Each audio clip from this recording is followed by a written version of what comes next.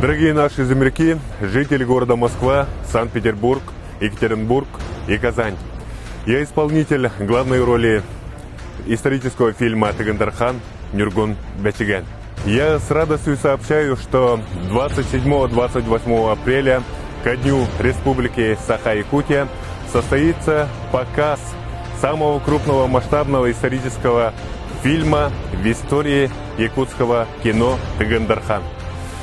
«Тыгындархан» — это крупнейший проект, рассказывающий о истории народа Саха. В нем принимали участие не только профессионалы своего дела, но и простой народ, простые жители нашей республики. С радостью всех приглашаем на показ фильма «Тыгындархан».